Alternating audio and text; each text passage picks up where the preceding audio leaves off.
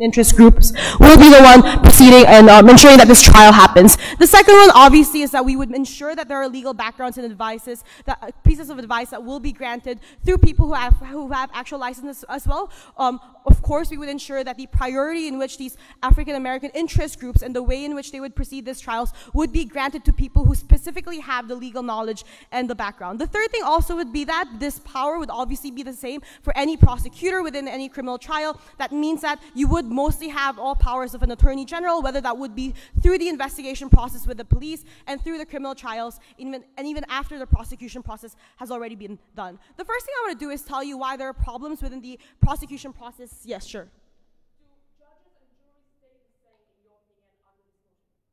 Yes, so as much as possible, any reforms that opposition wants to have in terms of ensuring that there are fair and good judges and ensuring that if the process calls for a jury, and that's something that you can also appeal for, yes, we're also fine with that. That will remain the same, but it will also ensure that there's some balance in terms of ensuring that, you know, it will be based on the criminal trial or the appeals that would happen. So the first thing, right, why are there problems within the prosecution process? I think the first biggest problem is how we look at plea bargaining, how prosecutors have an immense incentive to exploit the process to make sure that these African Americans would concede and say that they are guilty in the process. That means that they have a huge incentive to know that it's much easier for a poor and vulnerable African American to concede and say that they are guilty in exchange for a low criminal trial or in exchange for a low prison sentence. And the reason why they usually do this is because they believe that the criminal trial itself is unjust and unfair to them, which is why they don't necessarily want to spend a huge amount of, let's say, resources in terms of defending themselves. That also means that these prosecutors have a very good way in terms of convincing them that for as long as they accept that they are guilty, they may have some chances of having a lower sentence. And I think that these are communications that happen when prosecutors know that they immediately have a higher chance in winning cases for as long as the person who is defending is an African American who is considered to have have significantly less resources, who knows that they are likely to lose in a criminal process that is biased against them inherently. The second thing as well, I think that there's a huge ability for the prosecutors to filter and nitpick evidence selection that would that would increase the sentencing and make it much easier for the defendant to look like they are the perpetrators. So this means like things like manslaughter and murder, when you have gray areas that need particularly long and arduous process of looking at these evidence, the prosecutor is likely to make sure that the evidence that they look at and the way they portray is significantly higher, and that the sentence towards these African American defendants would also increase. The third thing, I think that these are also things like the crime that is being charged is always aggressive when it's an African American. The reason for this is because there's an inherent bias towards the prosecutor to believe that for as long as the victim is a white American individual, they're already immediately innocent. Therefore, any types of, let's say, process or the way the communication is being looked at by an African American is already significantly biased towards them. The second thing I also want to look at is why then we're likely to change these things from our side of the house. I think this comes in three forms. Firstly, I think that African American interest groups have a huge incentive to make sure that they know their communities and make sure that the interests are particularly based on their communities. The problem with the prosecution body, when it's not based on African American interest groups, is that it is based on what is quote-unquote good for the American society, and that already makes it much harder for any balance to happen because your police system and your judiciary system is already dominated by white individuals. So even if on their opposition side you would have a representation or a prosecution that is done by an African American prosecutor, the likeliness of change is still significantly low on their side because the control and the people who make decisive choices are still controlled dominantly by white individuals who have less incentive to be fair and to be balanced for these African American communities. The second reason also for this is that these interest groups are grassroots movements that not just know their communities better, but are also interlinked to different organizations that ought to help them, because we believe that the problem of criminal trials and prosecution against African American African American communities are not just necessarily because there's an inherent structure with poverty, but I think these are things like racism and the prolonged historical injustices that only African American communities know enough evidence towards too. On their opposition side, the way they look at legal problems and prosecution problems on their side is that it's still based on, oh, they're huge criminals, they don't do anything, and these are unlikely to be the conversations that you are able to have in a world where these are done by grassroots movements who have the interest and the incentive to ensure that there is reform, not just on these criminal proceedings, but also in looking at, let's say, the systematic problems and the issues in terms of looking at education, poverty, and in the historical injustices of these African American communities. But the last last thing is that I think that even if there may be some biases on the government side to preempt what opposition side is saying, we think that that is good, right? Because on the opposition side, any method of having some interest or some benefit of African American community means that they would have to spend more resources in the process. They would have to ensure that they would have to go through more process of making it a jury because you're afraid that your prosecutor and your judge might be particularly biased. So for as long as we're able to ensure that at least one person in the communication process that is particularly important in the criminal process is someone who has already an immediate interest to not exploit these African American communities, you decrease any possibilities for them to make it much harder, right? So the last thing then, how do we change things like the perception of fairness? I think the first problem with the African American community and the white American community is that there's a huge stereotype and bipolarization against the police and the government. So notice that any reforms on the opposition side, like ensuring that there is more evidence or more cameras against the police, are already an immediate incentive that they don't want, because these things increase hostility and make it look like the police is in a bad light. Secondly, things like snitching as well, the ability for African Americans to fear reporting is also because they know that they might be disadvantaged within the system, decreases as well because they know that the process itself is likely to be fair under their side. I think that this increases any objective processes that also improve the way we punish these individuals. Very proud to propose. Thanks.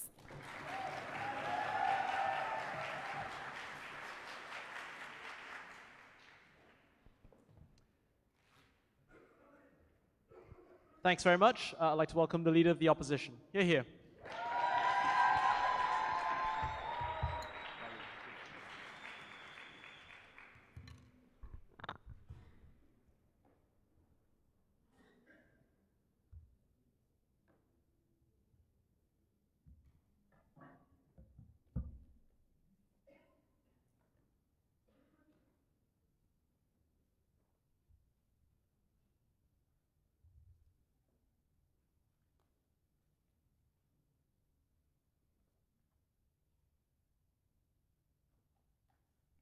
Am I audible? Yeah.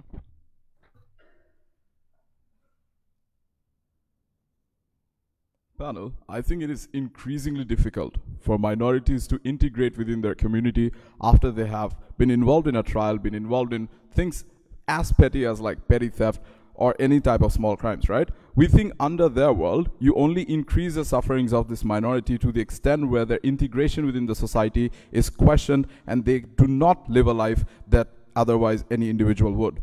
What am I going to prove within this debate? I'll first rebut a few claims that, look, there's a lot of problem with unjust prosecution and whatnot. So what is the counterprop from opposition side, right? I think like we can do a lot of things, right? We can let this African American interest groups hire better lawyers for these individuals, make sure that they have proper defense, make sure that there's the culture of outrage that already exists within the left-leaning media that blows things out of proportion, but also like puts the right amount of attention to just causes can already exist, right? Which is to say that a few days ago, I don't know, like the woman who killed an African American guy and was like hugged by the victim's brother was a huge issue within like media, because they realized that this is the extent to which African Americans families suffer as a result of the loss of their family members, right? We think the left-leaning media and whatnot are creating a scenario in which there is justification and unjust prosecution is probably being mitigated to a large extent, right?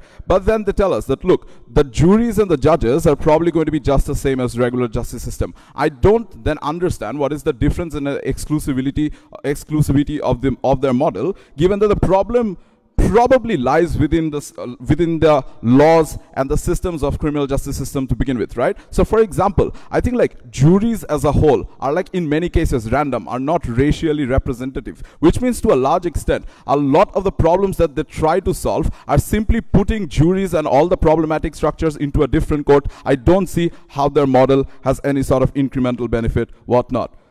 So let's get into our case. First, we'll prove as to why principally we think that you rob individuals the right to access to like the criminal justice system that they were promised to, and why that's problematic. Notice that the victims or the perpetrator in any case involving an African American is not always going to be a white person, right? So it's going to be a Latino person, it can be an Asian person living in the United States.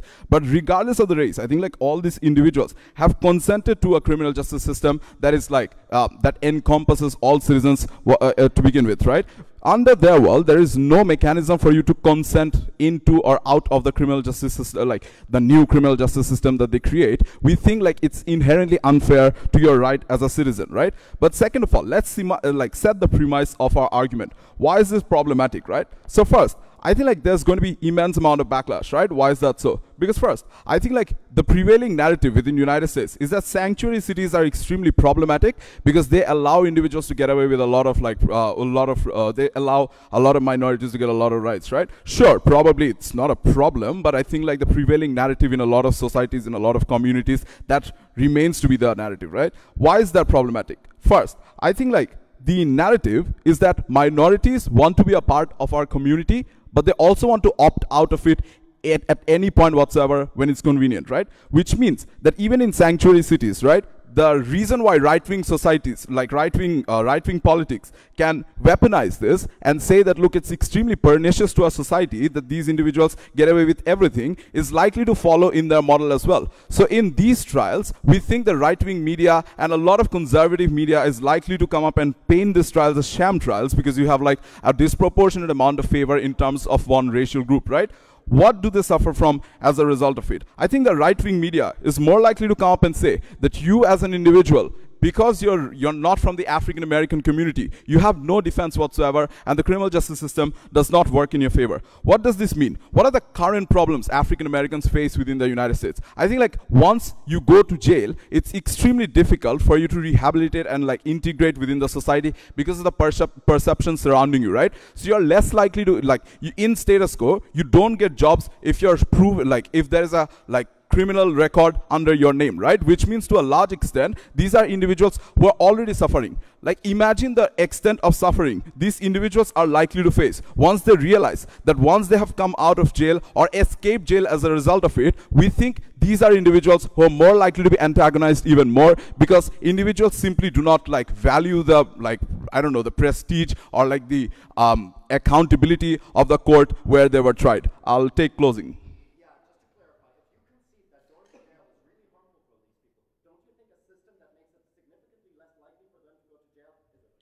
No, like I've already said the premise, that there is a culture of outrage. You can always fund these African American interest groups to make sure that these individuals hire better lawyers, and there is a fair criminal justice system to begin with. We don't think that is a world in which you are likely to have, like, sure, that change might occur over time, but I think that is still a step into the right direction as opposed to you increasingly making life difficult for a lot of these individuals. Then what does life look like, right? First, I think like if an individual, like an African American, like alleged like perpetrator, is set scot-free and that individual has not committed a crime to begin with, I think society is more likely to question the criminal, question the accountability of the trial. What does this mean? This means that this individual is more likely to be pushed to areas that are even more economically disadvantaged because this person probably is going to suffer because of like access to housing and whatnot, because they will not allow this individual to get housing in many areas, right? Which means not only are you in an area which is extremely economically disadvantageous, it also means that your ability to economically emancipate is extremely questioned because you are less likely to find jobs. You're more likely to work in the informal economy where there is literally no minimum wage, where there is no labor protection, which means it's a spiral of, it's a downward spiral where essentially nothing goes right in your favor even if you have not committed a crime. The best case scenario under their world is a very minimal, like a very small number of individuals accepting that probably there is some accountability within these trials. But we think with the rise and advent of right-wing rhetorics, it's highly unlikely that these things are not going to be weaponized, given that minorities are often the ones who face the brunt of right-wing rhetorics. What do they have to do within this debate? They first have to tell us as to what is the exclusivity, and I think CG has to take that burden as well, because OG sets it up that there's literally no exclusivity because you bring the same trials, you bring the same judges, you bring the same jurors. Then what is the difference to begin with? We also question as to how there is a trend towards improving this criminal justice system where more and more African American individuals are getting justice. They have to come up and point towards a problem we're very proud to oppose.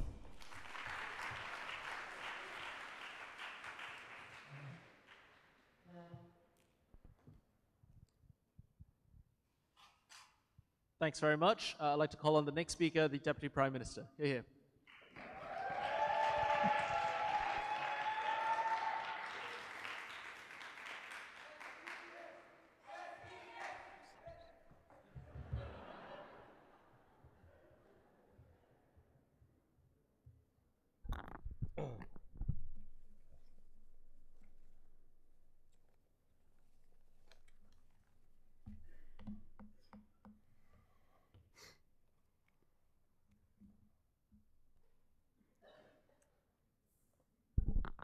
In this world's middle-class grand final, I'm extremely proud to be defending this case.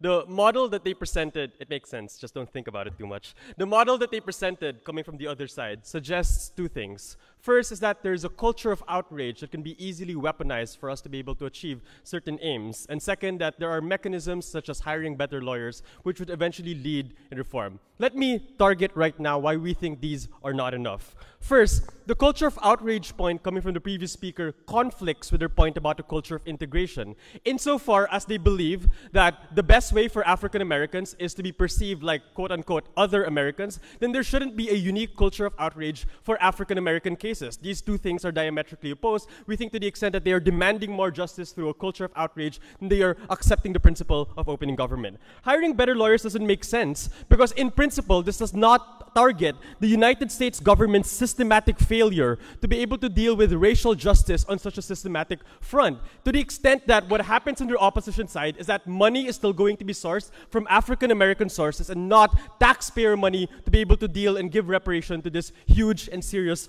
problem. Second, hiring better lawyers is inaccessible. So maybe you'll have one fair trial for rich African Americans, but not for the average individual who is targeted within these particular cases. What is exclusive to prosecutorial powers? And I think this is where they were sort of misrepresenting my Prime Minister. We'll give you 4 mechanisms of prosecutorial duty which cannot exist on the opposition side, 3 of which have already been mentioned by my Prime Minister. The first one is a question of plea bargaining, remembering that most cases don't even make it to trial, but they are determined in a closed-door negotiation that happens between the prosecutor and the defense. We think to the extent that these happen between closed doors, people who are very, very strong, the US bureaucrats, often have the ability to use violence and strong arming to force these African American defendants to accept crimes that they might not have committed. Second, evidence selection and case preparation. And we remind you that if it is the US bureaucrats who are going to be running the case coming from opposition side, then this is not filtered through race-conscious lens, meaning that you might have individuals preparing cases that would make sense if it were a white defendant, but wouldn't make sense otherwise because it does not recognize the nuances that these individuals particularly face.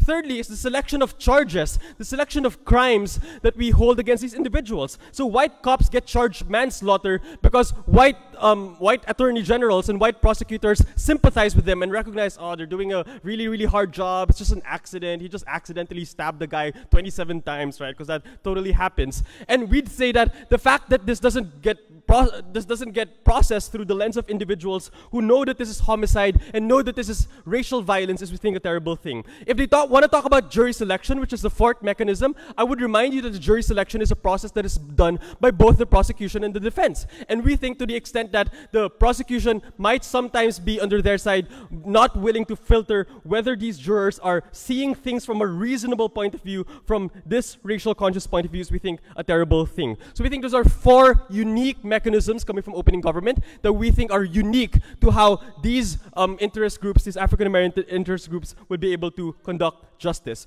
What are the differences between the people who will be doing the prosecution under our side and the people who will be doing prosecution under their side? So like, even in their best case, they might be able to get reform, they might be able to get more diversity. We still think this isn't enough because of 2 reasons. First, the incentives of government bureaucrats, government attorney generals, is still fundamentally career advancement. They get better, they get promoted, and they get to like use that in their election campaigns when they win more cases and they put more people in jail, right? That is the structural incentive that they have. The structural incentive of African American interest groups is representation. They get better representation amongst the people. The African American people love them more if to the extent that they feel as if they're representing the views of these people. We think that is just fundamentally exclusive to government bench. But second is the structure that they come from. So sure, there are probably a lot of talented African Americans who are like climbing their way through the attorney general ladder. But the problem is these are still individuals who are promoted and put up by the very same hierarchy that is dominated by individuals who have no incentive to admit that the United States government has been complicit with these cases and has been complicit in this structural failure. So we'd say that these are individuals who are going to be propped up merely as tools or merely as props for racial diversity, but are not going to be bringing meaningful change. And obviously the last thing is that these individuals are closely linked with other bureaucrats, and we think to that extent they're not going to be able to have the mechanisms to be able to bring actual reform. I'll take a point from closing before I move on.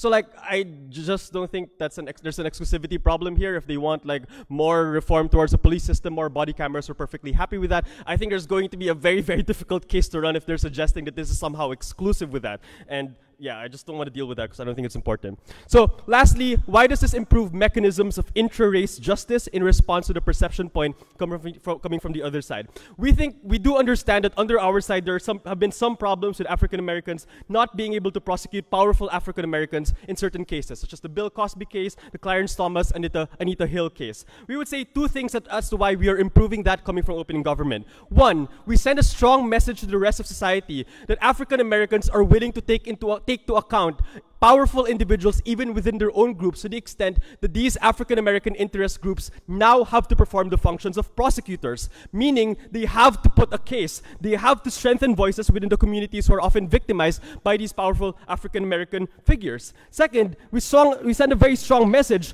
counter to the right-wing media that opening opposition has been aping about within this particular debate. It debunks the white supremacist argument that African Americans would always stand for their own, no matter whether or not African Americans have been doing bad things within a particular society, because the message is it is also an African American who is prosecuting this individual. It is also an African American who is levying the charges, even if it is an African American defending these particular individuals. We just generally reject the idea that we should care about what the right-wing media thinks, because the right-wing media is going to complain just by African Americans winning these cases. So by the logic of opening opposition, it seems to suggest that we should just stop trying and just accept that the Bill O'Reillys of this world are going to be running the world forever. We reject that notion. We think it is time for justice in a more structural fashion. To the extent that we agree that there are reforms that are possible in other sectors, in other spheres of the United States government, we think for far too long we have ignored the prosecutorial body and the massive powers that it has had. And because opening government is proud to propose that, we're extremely proud to take this debate.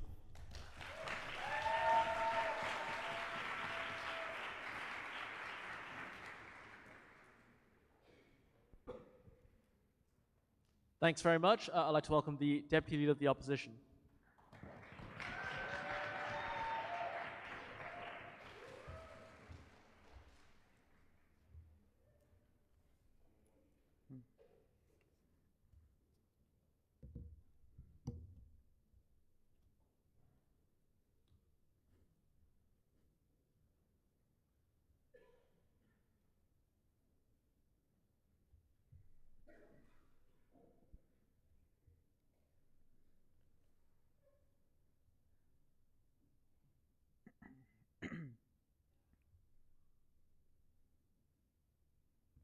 I think it's important for opening government to win this debate to show how they solve a lot of the problems that they essentially claim for in the very first place.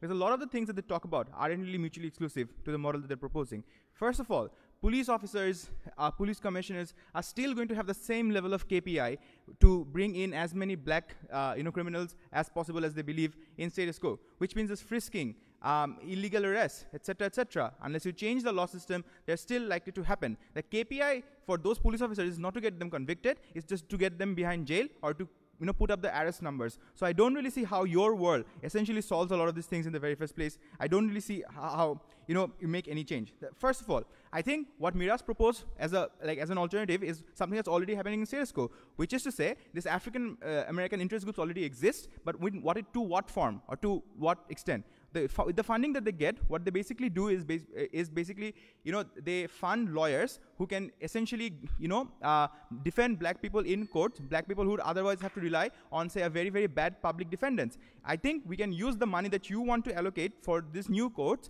into funding better public, defense for black people in particular, or the African American parties can do the same. Because ultimately, if the constitution remains the same, if the laws remain the same under which they get getting tried, I think they need better defense. I think this is particularly possible under your world as opposed to their world in favor. So all the harms that you talk about, such as plea bargains, etc., can essentially go away in status quo if they get better lawyers. I think our world can give them better lawyers, and African American interest groups can give them better lawyers. I don't see why you need a new court to do that in the very first place. That's first. Secondly, I think the culture of outrage argument was sort of flipped by them in a very unfair manner in the very first place, which is to say, even attorney generals who might have, say, political connections with bureaucrats, as they say, often attorney generals in status quo are also selected in America through public voting, which is to say attorney generals also have elections, which means if you're an attorney general, that's a huge record of prosecuting African Americans unfairly. It means that because of the culture of outrage, you're unlikely to get those votes in status quo, which means you're likely to fail in the elections as well. So there's massive amount of checks and balances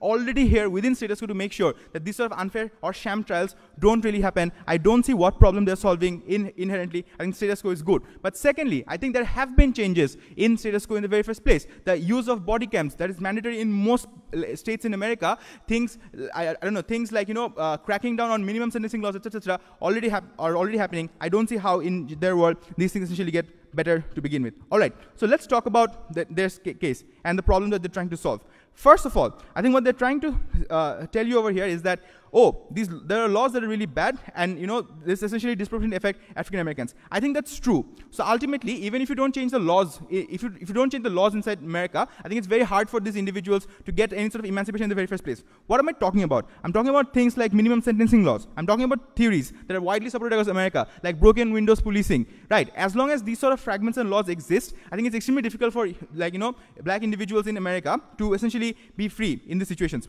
Why is this particularly important? First of all, there has to be a huge amount of effort put in by politicians and by African American interest groups to make sure that these laws are removed from status quo. But right now, how does your world affect this? Firstly, the first thing that African American interest group prioritize under status quo is that basically they want to remove these laws and do campaigning against these laws in the very first place. Under their world, what happens? Under their world, when they essentially get these codes, there's a huge amount of backlash against African American interest group as well. Why is this particularly important? And why is this different code bad? First of all, Americans pride themselves on a lot of things: guns, constitutions, laws, etc., etc. Why is this particularly important? Because they think it's extremely important to be American, and how do you reflect being American? By following American laws, by following American constitution. Once you have a separate code, what this deems is that this code is supposedly, even if it is not, it's going to be supposedly unconstitutional to being American. Why is this problematic? The first reason why this is problematic is because when African Americans then go into those court, despite of what verdict they get, guilty, not guilty, doesn't really matter. They're perceived as more un-American than compared to other Americans in the very first place.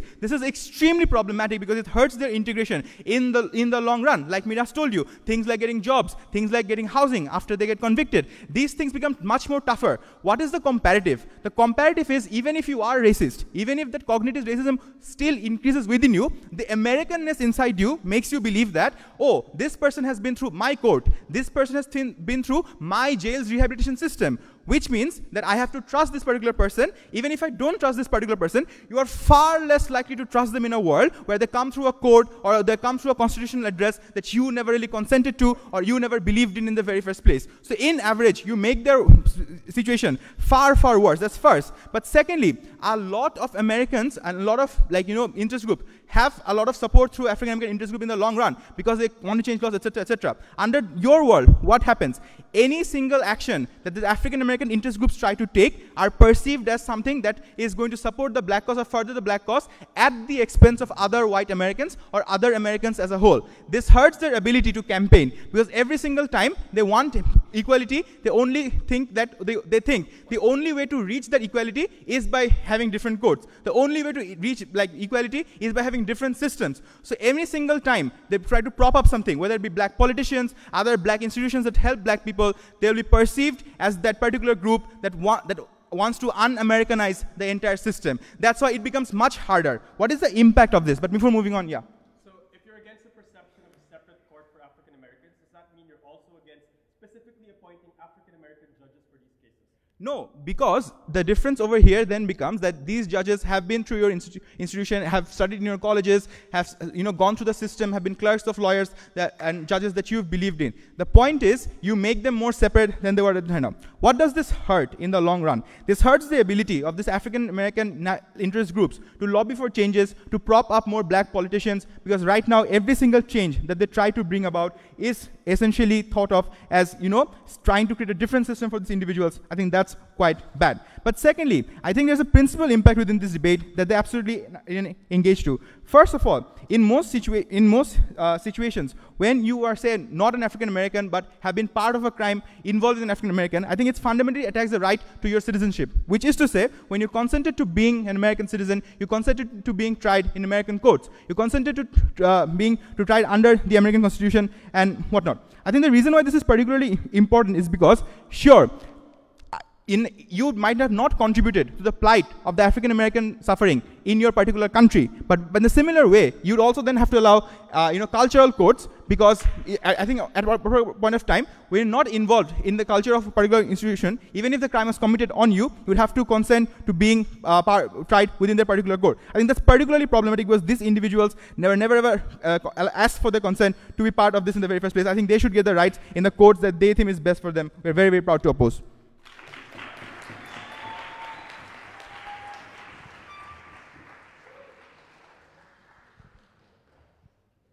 Thanks very much, and indeed to all teams in the top half. I'd like to welcome the Member of Government to continue the debate. Hear, hear.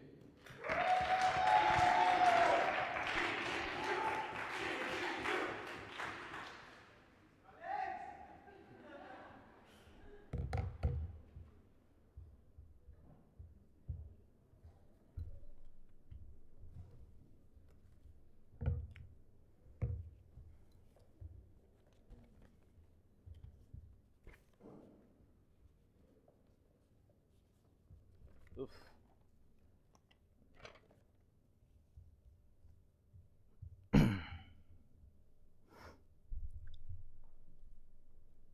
Or ready? Right, esteemed panel, opening opposition asks us, why is this mutually exclusive, why is this special? One very simple response. Because at the point at which you give up authority over this process, you are giving up something that you can't easily take back. You as an African American can now operate under the notion that you can't just have a Republican government suddenly sweep in and take it all away and reform it away and appoint judges in that kind of fashion. At the point at which you give up authority and have such a deep structural reform, this is going to take several administrations at the very least of continuously undermining and trying to get it back. This is something that we get crucially this way rather than with their little reform ideas on the side that don't actually go in the structural issues. We think that is incredibly important. Now, what is closing government going to give you? Opening government mentions fairness. They don't explain to you why it matters on a deeply fundamental level and what operating in a system without fairness really looks like to you emotionally as an individual and what kind of impacts that truly creates. Also, furthermore, in terms of there's just some things left on the table in terms of how prosecutions work and how police incentives will fundamentally change on our side at the point at which you have the prosecution so fundamentally held accountable in a way they otherwise couldn't be. So, first things first, why do we care about fairness? Look, we already think that fairness is quite an intuitive thing, which is probably why opening government didn't spend all that much time on it. Like, we all know that we would like to operate in a system in which we're treated with the same kind of dignity and equality that others are, right? This is just intuitively true. Like, we all agree on the fact that there should be some balancing on every panel, right? Because at the point at which you basically get any form of result out of it, there's room for questioning, there's room for fear, that just fundamentally invalidates the result. It is basically the fear of getting into a situation where you know the odds are stacked against you. We say that white people in the status quo can move around America in the knowledge that if they don't do anything wrong, they'll be fine. This is not something African Americans have. This is something that is an absolute luxury in a society that is so deeply stacked against them, right? We think that this, first of all, creates this constant fear when you're in the public space. Because if you can get into any form of sketchy situation, note there is strong structural overlap in which you have structural poverty that OO hasn't shown us how they fix. If they want to fix structural poverty, that'd be great. That is where they got into the trap of not being mutually exclusive. We think that would be great. We say a lot of the stuff that basically is thrown at African Americans specifically is also because they are operating in a system in which fairness is not something that they can meaningfully ascribe for, right? Look, this is basically about not only feeling incredibly unsafe, but it's also just about more fundamental respect, right? You are constantly being operating in a system in which you are told and shown by the tangible actions around you and the way you are treated that basically others are worth more, right? Your fundamental sense of worth is being undermined on a daily basis. We think when they talk about backlash of white people, we don't care about that as much. We care about the sense of self-worth being systematically eroded and the unique kind of apathy that you have when you operate in a system that fucks you over. Now, oh yeah, sure. I don't think you can, in America, say that we do not care about the white of black people when most, like, white people, when they essentially control a lot of employment, etc., etc. Under your word, even when there's a contentious case, even if they get a not guilty verdict, are individuals likely to trust them because they came from this court? Look, we don't see in America all that wonderful political capital for their change. We think that, yes, sure, there are interest groups that are right now making themselves heard. We also think when it comes to the institutions of power structurally over the United States, especially with an electoral college where largely white conservative states are controlling this, you're not getting this, right? And as long as you don't prove how you're going to make everyone now basically catch up fully social economy with the white people and eradicate hundreds of years of racist institutional bias, you don't win this. Now, how do prosecutions work? Because there's other things here. There's a unique kind of inaccountability of police. The police bring evidence and help the prosecution build their case. Note they have to work incredibly tightly together constantly because they literally rely on each other. And also at the same time, it is the prosecution that then also decides what kind of evidence is admissible. Together, these two institutions have 100% fundamental control over basically what this evidence is. Dodgy evidence, they don't give a shit at the point at which they can kind of prove solvency and get it on, right? Like, note, there are a few kind of scenarios. I think there's one that is incredibly vital to note here, and that is something that happens a lot. That is an African American on one side and a police officer on the other side. Note, then when police officers, especially when they're on trial, they already have everyone in their favor. The district attorney, you can't fuck with them because as soon as the district attorney starts basically going hard after any police officer, they basically make themselves incredibly unpopular with the police. They basically get rid of all of the kind of work that they can do together, and they basically poison the well. They're terrified of that. Note that basically in addition to that, intuitively, you have juries that trust police officers, right? And especially when you have the innocence that comes before that. We think that is incredibly dangerous because it makes black Americans also just very easy targets for police officers when they want to solve cases. Note that in addition to that, when you have basically the prosecution, which, like, regardless of whether this is a token black dude or not, they have strong structural incentives to work together with one another to not poison the well. You basically have no real accountability there. Note this changes massively when you have African American interest groups specifically there, basically being responsible for the structural process and having the strongest incentives to question this kind of thing, right? Note that this is something that you know as an African American now. Like, you know that that your case is there's going to be more pressure, structural pressure within the authority that is prosecuting you to make sure that it is fairer, to make sure that this basically is not going to happen to you, that you're not at the hands of a system that completely hates you, but that is more likely to be able to relate, to not think you more morally culpable, to basically question the evidence and basically force accountability. We think that this is a unique thing that we get on our side, and the point at which we abrogate all of that control to this system. We think, therefore, this is a very unique and brilliant way to solve these issues. Very proud to propose.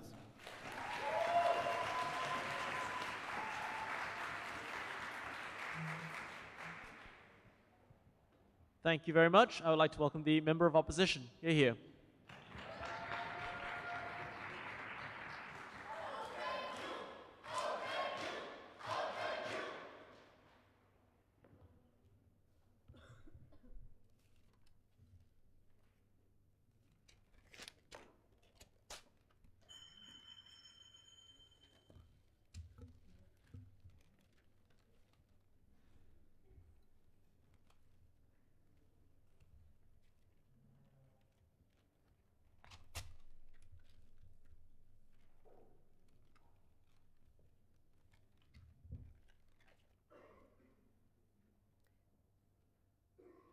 May I?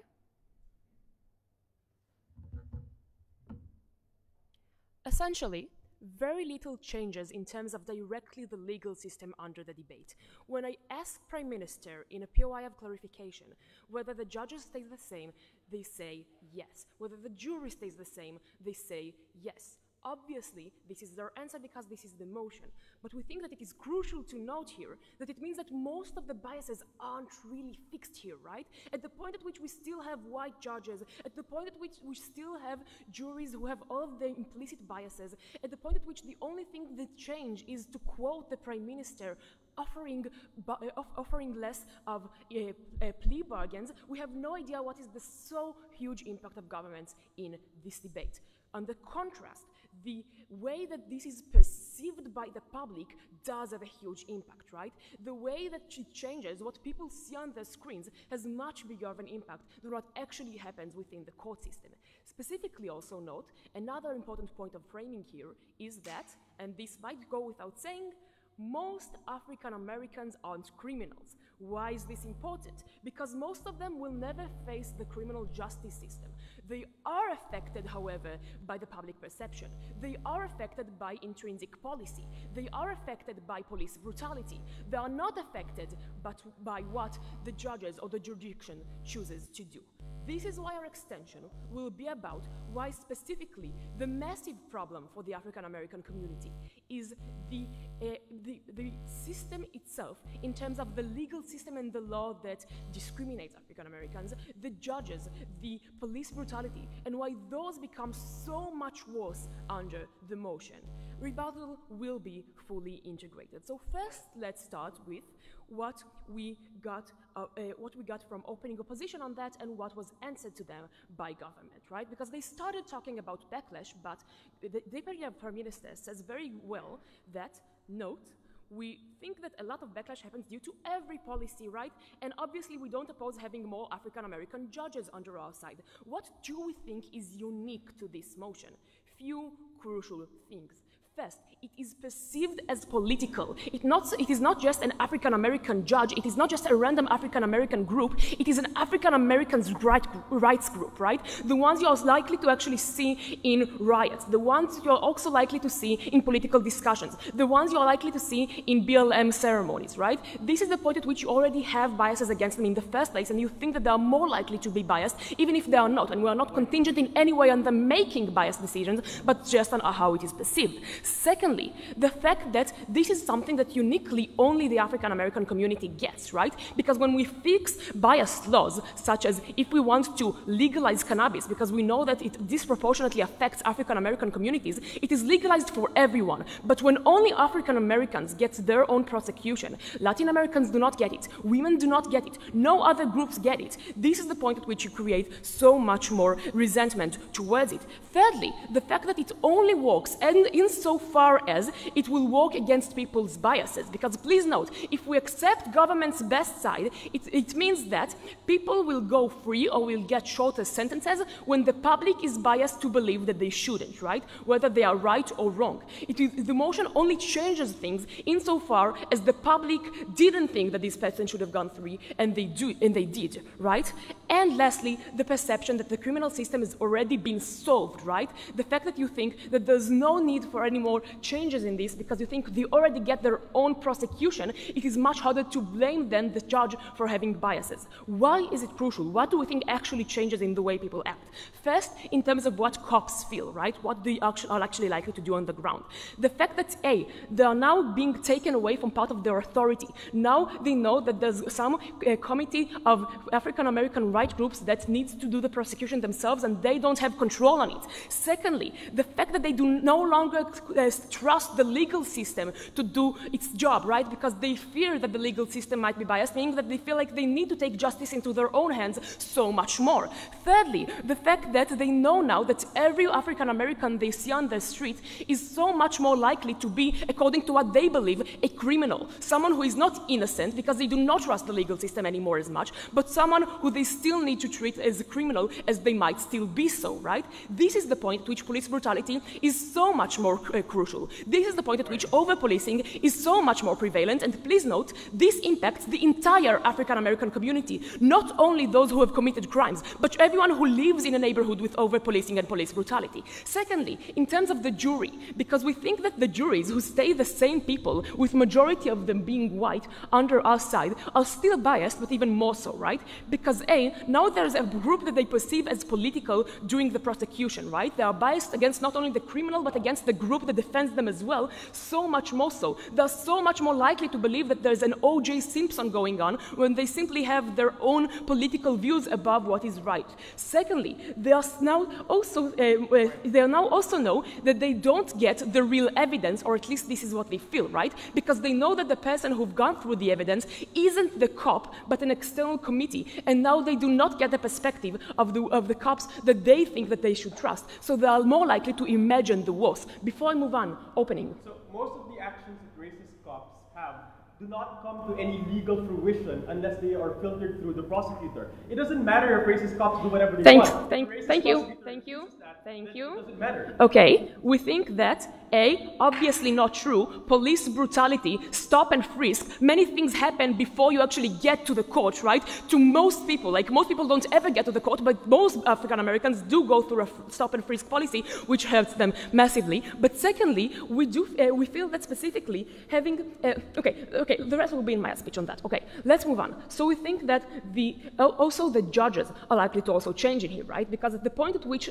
as a judge, it is much harder to blame me for biases, because it is much more perceived now as though they have already gotten the solution. The system is already in their favor. It is much harder to take biased judges out of the system, and judges will tend less to fix for their own biases because they think that the fix has already been done for them. And lastly, in terms of politicians and public perception, right? Because we think that the possibility for tough on crime policies, the possibility for actually more over-policing is so much more severe when there's more feeling of people feeling unsafe because they feel as though someone who they have seen on the broadcast being set free even though they thought due to their biases that he's guilty. And then because there's more resentment towards the right groups that also fight for other African Americans' rights, this is the point at which you get worse policies. Beg you to oppose.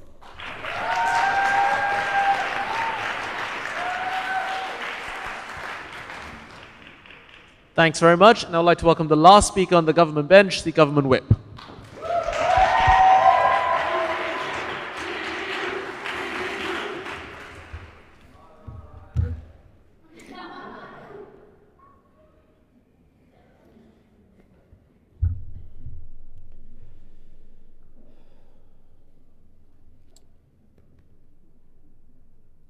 Panel, I find it interesting that Hadal opens her speech by saying there are going to be very little changes when we pass this policy, because if there are really as few changes as she claims, then this isn't a problem to be implemented, because note, they're being uncomparative at the point where they're saying there's backlash against African Americans, because we say any policy that in any meaningful way helps African Americans is going to have backlash. At the point at which oppositions concede the fact that, you know, we can have African American judges or juries, this would somehow be better, that would have exactly the same amount of backlash that they claim. This is entirely symmetrical. So either they're saying they don't want any changes and they're okay with structural racism against African Americans, or they're saying that they're not applying their own metric. Note that this is duly uncomparative. Before I get into my weighing up of this speech, I'm going to do some rebuttal to closing opposition, even though a lot of it falls basically into what opening opposition already give us. Because what they tell us is that, first of all, this will be seen as a political policy. You know what? Good. We think it's about time that we do a policy that makes African Americans feel like they matter in our political system. We think it's good that maybe for the first time in 200 years, we show that we're implementing a policy that is biased in favor of them rather than being biased against them. We don't see why this is inherently bad. Second of all, they tell us that African Americans are the only ones that get that. I mean, yeah, sure, but there are also other structural inequalities that have happened against African Americans uniquely in the United States over the past 200 years that we think uniquely justify this policy. If they want to tell us that another minority has suffered the exact same amount as African Americans, we're perfectly willing to extend that policy to that minority group as well. We simply don't think that group exists. We think structurally African Americans have suffered slavery, have suffered Jim Crow laws, have suffered all kinds of inherently racist policies that no other group has suffered if they they prove to us that they have, we're totally fine with expanding it to them. The third thing they tell us is that sentences for African Americans will be shorter now. Also good. We think that right now there's an incentive for prosecutors to actually give longer sentences, to push for harsher sentencing. We don't understand why this is inherently bad. Second of all, we think that African Americans are so over-policed and so heavily over-penalized in status quo that we are living in a system where African Americans, where in double-digit percentage numbers are in prisons, meaning that shortening prison sentences for this community is probably extremely good. The fourth thing they tell us is that there's actually no need for changes because we're limiting police accountability. And this is where they're being entirely uncomparative with Calix's attention, because Calix gives you a very straightforward mechanism. Calix tells you that in status quo, police officers basically get to do whatever they want because of the fact that the DA is in bed with them. A DA has every incentive to work as well with the police as possible and to be as good to the police as they possibly can, because right now they're dependent on the police. This mechanism is a unique fix to that problem, because this is an outside actor that is not dependent on the police. They're not dependent on doing this, and therefore can actually prosecute police officers, meaning that on our side of the house, we're actually creating a unique mechanism for police accountability, because now they have to be accountable to their actions, because they actually have to fear being prosecuted. We're saying that in the sense that it is a deterrent, this is exactly what we're providing. There is not a single line of response out of Adele from this. I'm very interested in hearing what Maya has to say. The other thing they tell us, essentially, is a point of mitigation, which is, well, juries are still white. This is interesting because, well, who selects juries are 1, the prosecution, and 2, the defense, meaning at the point at which we have a system where the jury will actually be selected more fairly is a system that is better. We think that this is far more likely on our house. We don't understand why this group would select a particularly white jury, and we also don't understand why the judge being white matters, because in the American penal system, the judge purely serves a function of actually leading the proceedings of the adjudication and not so much in determining either the sentencing or in determining the sentencing specifically, or whether or not the defendant is guilty, meaning that this is actually something that is better served under our side of the house. Before I continue into my weighing of this debate, opening. All right. First of all, if you have better lawyers, all the benefits that you say can happen on our world as well. But secondly, can you please compare your argument of self-worth with, say, the possible rejection that mass society might have? Sure.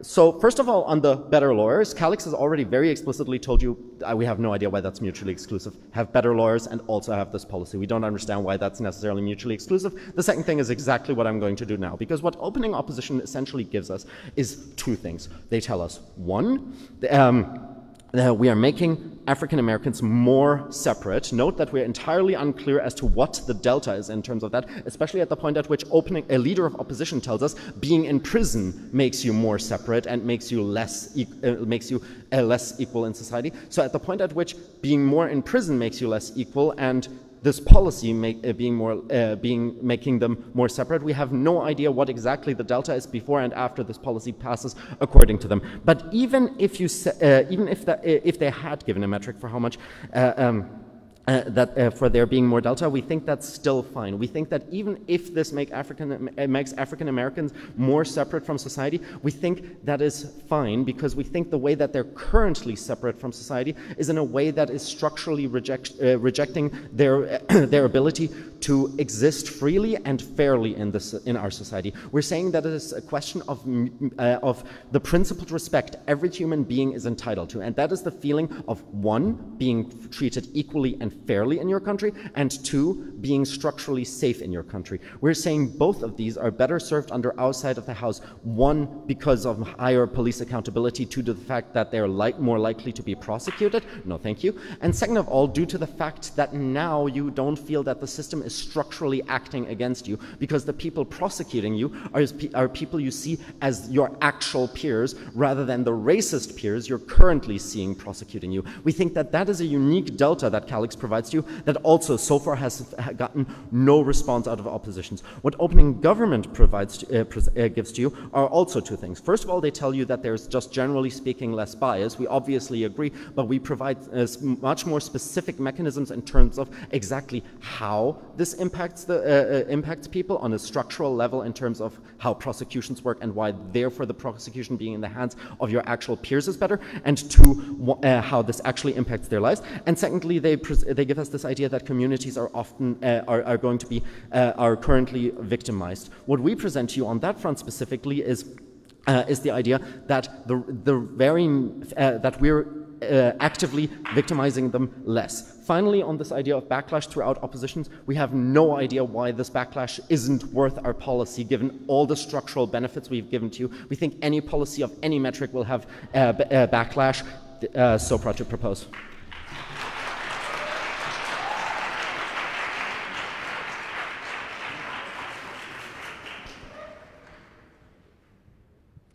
Thank you very much, and I'd like to welcome the last speaker of the round, the opposition whip.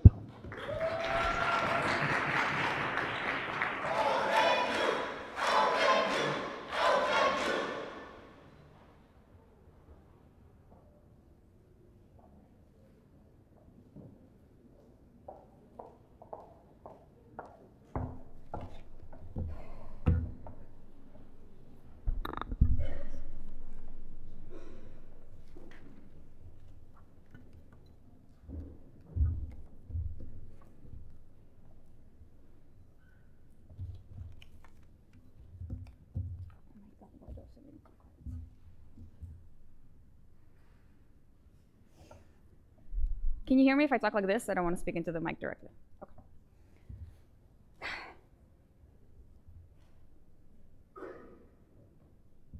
So two questions in this debate. First of all, does their mechanism actually solve the problem and does it make the system better? And then second of all, and a much more important question, does it actively make the system worse? Because even if we don't prove to you on our side that the system improves or even can improve, at the point in which they make the system significantly worse on their side of the house, we think that we should still win this debate. So, firstly, on why do we not think that this improves the system drastically in any way? Basically, here are the mechanisms that both governments give you to why the system can improve. Firstly, on the idea of plea bargains, right? How white prosecutors push African American people to accept plea bargains even though they shouldn't. One, we think that at the point at which a lot of the trial remains biased, at the point at which the judges still have a lot of biases and the juries are very biased, we think it might have been better for them to actually accept the plea bargain, because at the very least they end up sitting less time in jail. Considering that the system is still drastically biased against them, we still think it might be better for them. But second of all, we think that there might be a big problem of these people, of these African Americans being forced to be figureheads and being forced to purposefully not take plea bargains, even though when they are guilty, even though when it would have been smarter, just so we can see them going to trial and seeing this beautiful system in progress, and we think it could be significantly harmful to them, considering that in many cases they are going to be guilty. So we simply don't think that it's a good enough mechanism. Second of all, on this whole idea that, but now I can prosecute these people for smaller offenses, right, like manslaughter versus murder, or however their system works, right? We think that the impacts of this are rather small, considering the judges still have the ability to prosecute them for the higher, maximum count of years, right? Because if the count of years for manslaughter is, let's say, between 10 to 15, I still have the ability as a judge to prosecute them for the full 15 and use the full extent of the justice system, which means that even if there's a benefit here with these smaller offenses, it's very, very small. Thirdly, on this whole idea that we get from second government on cops, right? On why right now we can prosecute them more because the DA is not directly connected. At the end of the day, most cops right now don't go to trial. They are never prosecuted on both sides of the house. And that is not because the DA doesn't want to prosecute, because the only way for them to actually go into prosecution is for someone to complain on them, right? On their superior officer to make a complaint, or one of their friends to snitch on them. And we think that is something that is very unlikely to happen, considering how unpopular that is in the force, considering how cops don't want to rat out on each other because one, they're friends, and second of all, because they believe that what they're doing is right, because they have these biases in the first place, which means that most of these cases still don't go to trial, still don't go to prosecution, and there is simply no delta in that sense. And finally, on juries, right? Because now we can select a black jury that is going to be incredibly effective. Note how juries are not selected. There are a few random options, and you can cancel some of the people out, right? But we believe that still it's going to be incredibly difficult for you to have in a majority black jury, considering that black people are not the majority in America, and it would be incredibly difficult for you to orchestrate that. Second of all, we believe that a lot of people have internalized racism that sadly means that they are also, in many cases, not they're going to be the best actor. But finally, if they have a completely black jury, we think that this makes our case significantly stronger. I can't with this mic, I'm sorry. We think that it makes the case significantly stronger because now everyone in the public believes that this trial was staged in every single step because the prosecutor was black and the jury was black. So it seems like there's literally no way for this trial to be fair in any way. If that's the case, we think it is incredibly harmful to their side of the house. So at the point at which we understand that the system doesn't drastically improve, one, it just means that they have very little impact on their side of the house. But second of all, and specifically, note how it makes what they're doing significantly more illegitimate. Because at the end of the day, they themselves agree that you end up screwing some white people over for this mechanism. Because they themselves agree that now the jury and the prosecutor is going to be biased against them because that is what they want. And we believe that specifically, these individual white people are not necessarily at fault for like a very long history of colonialism and racism and slavery, right? And maybe, if they proved insane impact, they could justify this. But to the point at which this doesn't even help the African American community that much, they simply have no justification. No, thank you. Now let's talk to you about why do we think that the system gets significantly worse on their side of the house. They do not fully engage with everything that Hadar gives you in her speech, right? Because she basically explains to you how the belief that these trials are a sham, the belief that from the start justice was not happening is incredibly harmful to the public perception of these, and specifically the way that it affects the police force, right? Because now the police force and individual cops who believe that what they're doing is right, who believe that that person deserves to go to jail, now feel like they are not being listened to during the prosecution process. Like no one actually takes the time to look at the evidence that they risk their lives to get, right? We think this is incredibly harmful at the point in which we think it's likely to make these cops even more violent. Believe that the justice system is so biased that they cannot even let these people go to trial, that they should take more measures to make sure that they stop these crimes from happening in the first place because the justice system won't be able to solve them, right? So things like stop and frisk, things like police brutality, which we think are significantly more harmful. But before I move on, second.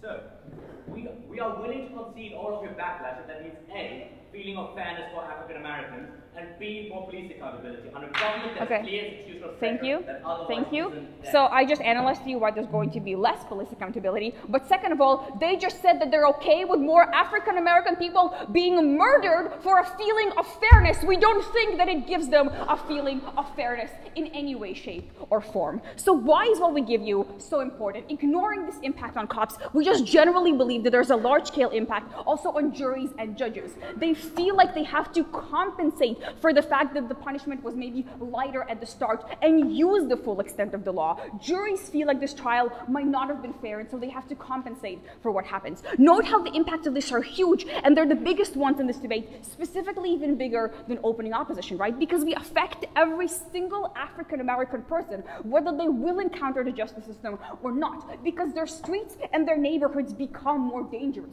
because the chance that something happens to them and they are stopped and frisked is significantly higher. This is so much more important than the impact that First House gives you on how it's going to be a little bit more difficult for them to find a job, how it's going to be a little bit more difficult for them to integrate back into society. We frankly think that being killed is worse. Proud to oppose.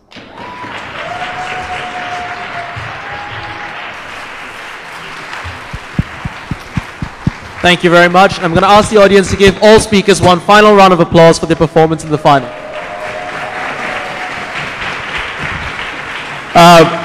This is the announcement on the bus. Bus scheduled to leave at 4:30, and you get there. Don't go yet. Listen up.